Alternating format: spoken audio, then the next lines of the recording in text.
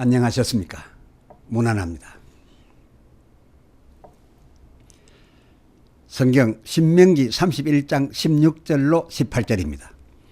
여호와께서 모세에게 이르시되 너는 너의 열조와 함께 자려니와 이 백성은 들어가 거할 그 땅에서 일어나서 이방신들을 음란히 쫓아 나를 버리며 내가 그들과 세운 언약을 어길 것이라.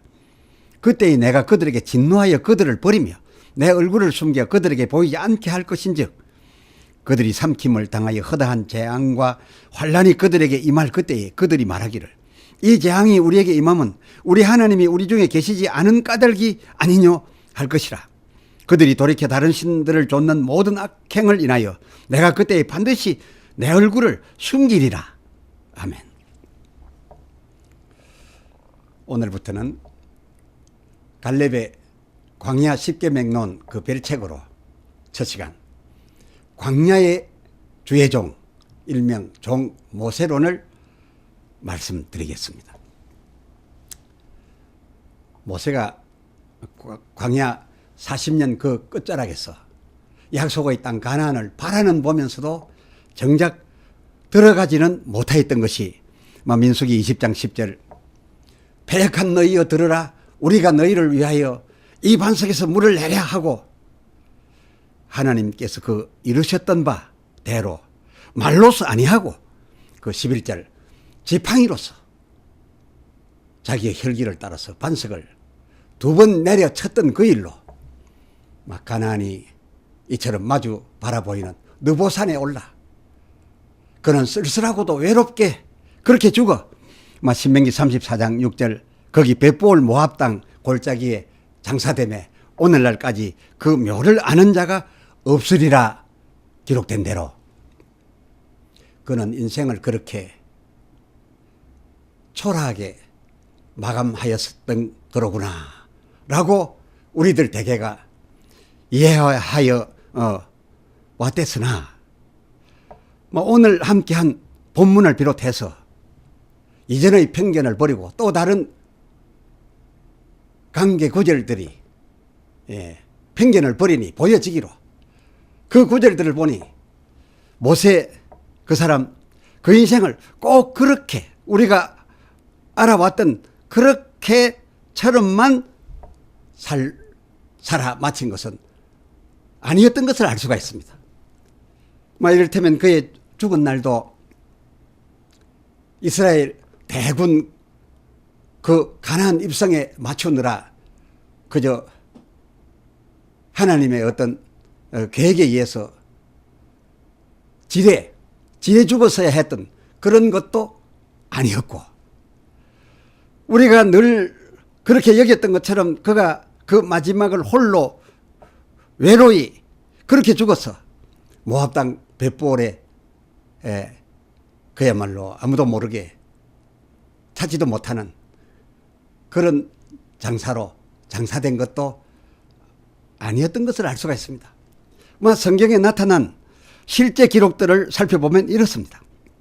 신명기 34장 7절 모세의 죽을 때의 나이가 120세였는데 120이라고 하는 모세의 그 나이는 신명기 31장 14절 그의 기한이었습니다. 그의 기한 곧 그에게 주어진 수명을 다 채우고서 죽었던 것이었고 뿐만 아니라 그의 그 죽을 때 나이 수완 다 찼던 그 120세까지 신명기 34장 7절 하반절 그의 눈도 흐리지 아니하였고 기력도 쇠하지 아니하였던 그런 엄청난 건강의 축복과 위로를 받았었던 것을 알 수가 있고 또 외로이 홀로 아무도 모르게 죽었기는커녕 그 8절 이스라엘 온 자손이 모세의 죽음을 정확히 알았고 모세의 그 죽음에 붙여 그 하나님의 명에 의해서 그 골짜기까지 올라가지는 못했지만 그 아래 이스라엘이라고 하는 그 아래 평지에서 모세가 죽는 그 죽음 그 아래 평지에서 대군인이 평지에 있을 수밖에 또 없었고요. 그 평지에서 무려 온 대군이 다 30일간이나 정하여진 애곡기간을 따라 애곡하였다 라고 기록되었으며, 되레 모세의 죽음이 아니라 이스라엘의 가나안 입성이 이 모세의 죽음과 이에 따른 그 애곡기간 때문에 그것이 끝나기까지 이스라엘 대군의 가나안 입성이 미루어졌었다 라고 기록되어 있습니다. 그렇습니다. 애곡기간이 끝남에 하나님께서 여호수아를 불러, 여호수아 1장 2절 그 상반절, 내 종 모세가 죽었으니, 그리고 그에게 갖출 예를 다 갖추어 애곡기간도 끝났으니 라는 뜻입니다. 죽었으니 이제 너는 이 모든 백성으로 더불어 이 요단을 건너 내가 약속한 땅으로 이 백성을 이끌라 라고 하였었던 것이고, 보면 우리가 알아왔던 것과는 달리 오히려 하나님의 모세에 대한 배려, 그것도 참으로 대단한 배려, 그것이 모세에 주어진 바가 아니었고 무엇이겠습니까?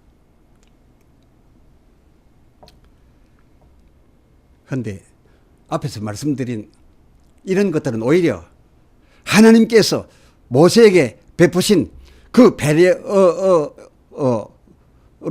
오히려 적은 일이었습니다. 신명기 32장 그 48절, 여호와께서 그에게 일러 가라사대, 그 49절, 너는 느보산에 올라 내가 이스라엘 자손에게 기업으로 주는 가나안 땅을 바라보라.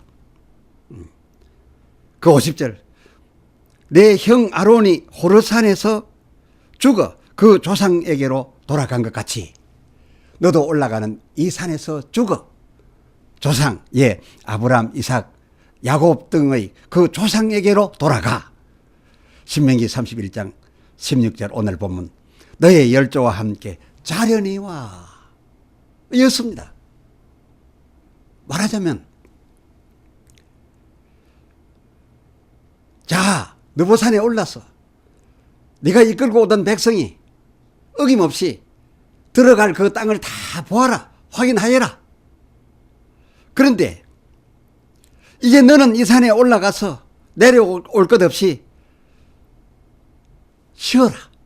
내 열조에게로 돌아가서 자련이 와, 시련이 와, 자거라, 쉬거라. 그 다음 말이 참 의미 있습니다.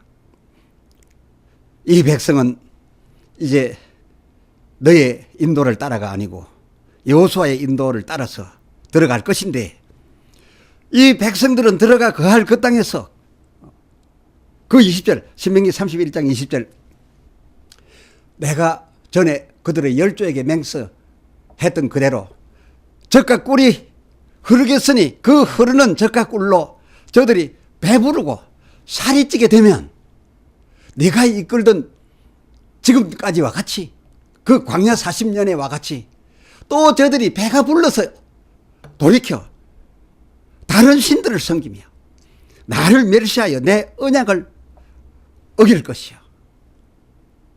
그 17절, 신명기 31장 17절, 그렇게 될 때에는 또 어김없이 나 역시도 그때에 나는 그들에게 진노하여 그들을 버리며 내 얼굴을 숨겨 보이지 않게 할 것인즉, 내가 저들의 행위를 보고 내 얼굴을 저들에게 비추지 아니하고 숨기면 허다한 재앙과 환난이 저들에게 임할진저, 그들은 그때에도 어김없이 또 말하기를 원망하여 말할 것이다. 그리고 하나님에 대하여 더 멀리하면서 애굽으로 돌아가겠다라고 할 것이다. 다시 말씀드리면, 모세가 일거던 광야시대 저희가 그 금송아지 만들고서 했던 그 행동, 그들의 그 원망, 그들의 그 악랄한 말 그대로를 또 이 가나안에 들어가서 또 할 것이고, 무리바에서 네가 경험하였던 그 목마를 때에 있었던 일과 신광야에서 양식이 떨어졌을 때 출애굽기 16장 3절 등에 기록된 대로 저들이 다늘신을 섬기겠다고 하고 그리고 원망을 하며 또 돌아가겠다고 하였던 바로 그와 같은 일을 똑같이 할 것이다. 그렇게 되면 인도하는 자가 얼마나 불편하겠느냐. 네가 그동안 얼마나 불편하였느냐. 그러나 너는 이제 더 이상 저들의 그 꼴을 보지 말고 오늘 올라가는 이 산에서 열조에게로 돌아가서 너는 쉬게 될 거다. 너는 자게 되려니와 쉬게 되려니와. 그러나 이 백성들은 끝난 게 아니다. 전에 내가 그토록 마음 상했던 것처럼 또 마음 상할 일을 저들이 할 것이다. 이제 너는 자고 쉬라.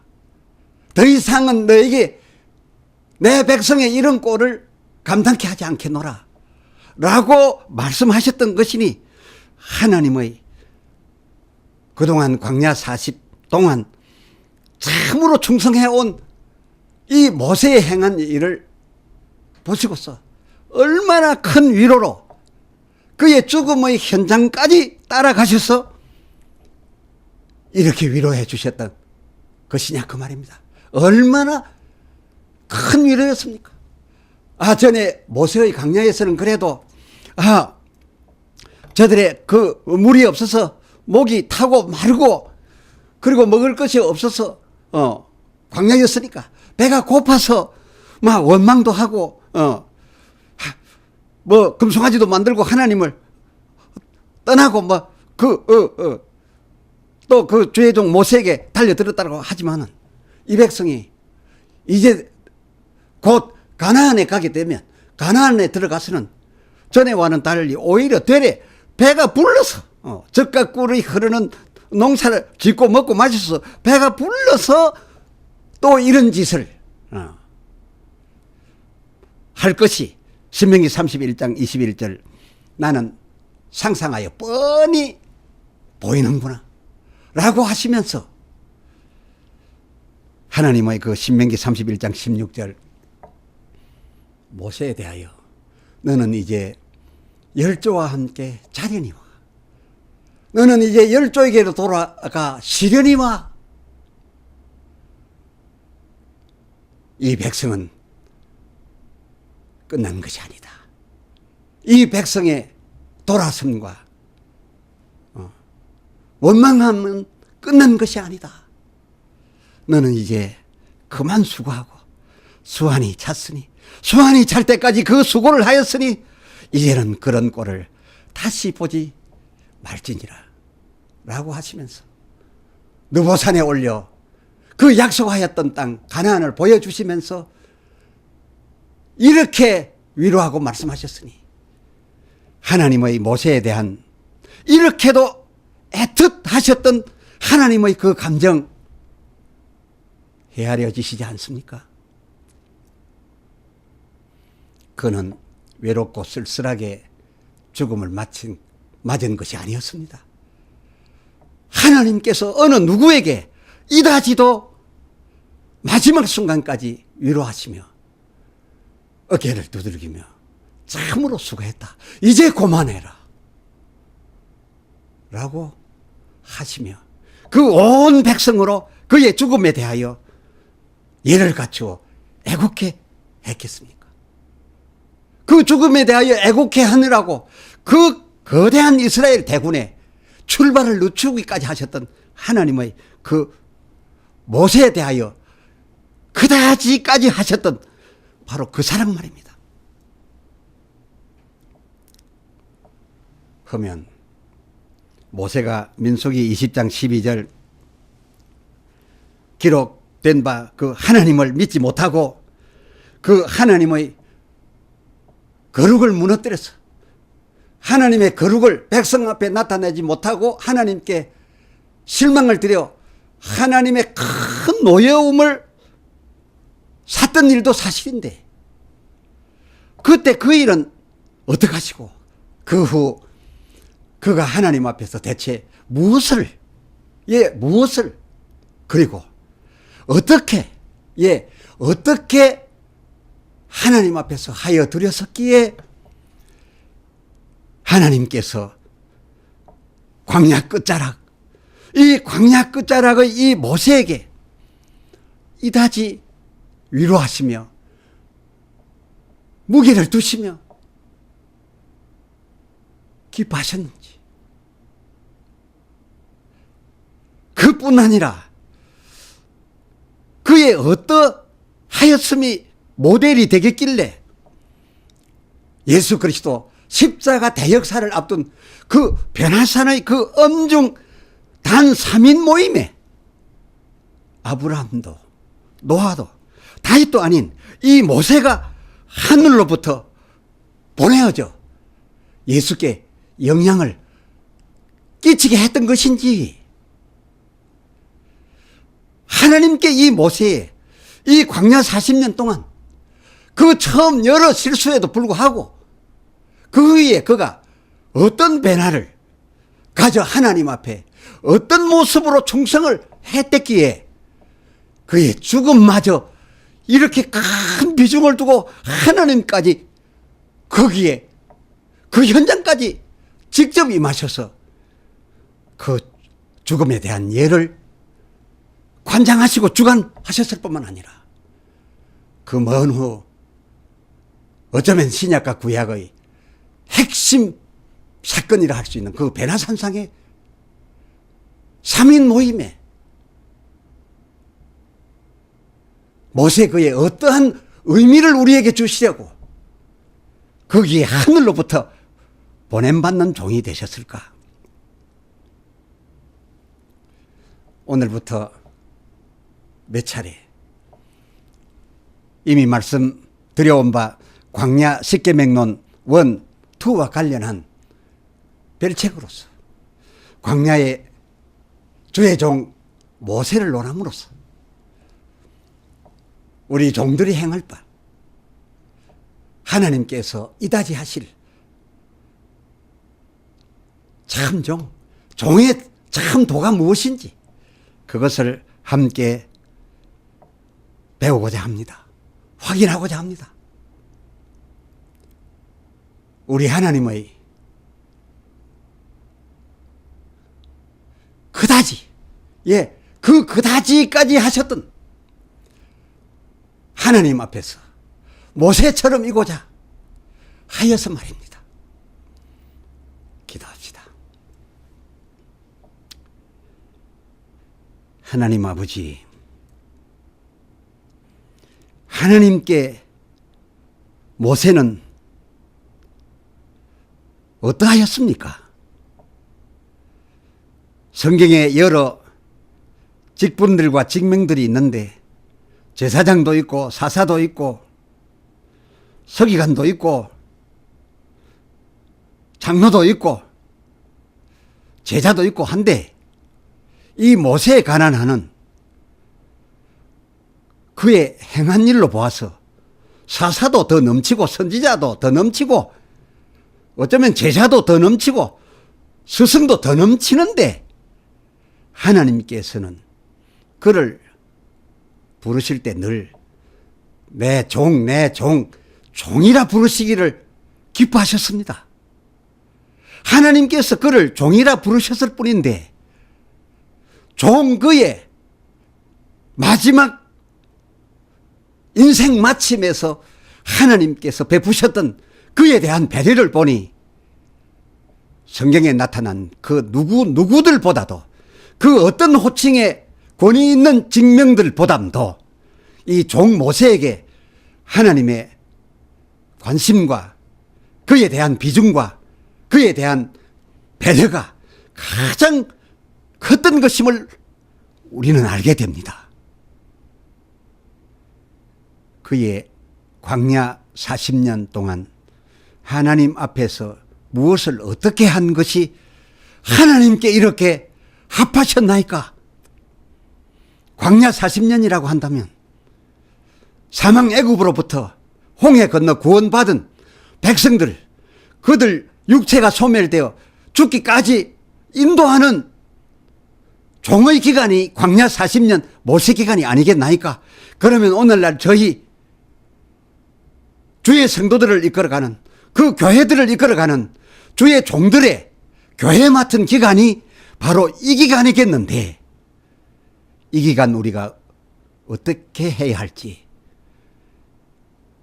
이 종 모세론을 통하여 깨닫기를 원합니다. 알기를 원합니다. 그리고 그것을 행하기를 원합니다. 성령 충만한 가운데 말씀할 때에도 함께 하시고 듣는 이에게도 함께 하시사 광야의 종 모세 알게 하여 주시옵소서. 그리고 마지막 기한이 차서 주님 앞에 이를 그때에 주께서 그 현장까지 찾아오셔서 우리를 해같이 빛나는 그곳으로, 이곳으로부터, 우리의 마지막 그 현장으로부터 인도하여 주시옵소서. 우리 주 예수 그리스도의 이름으로 간절히 소원하여 기도드리옵나이다. 아멘.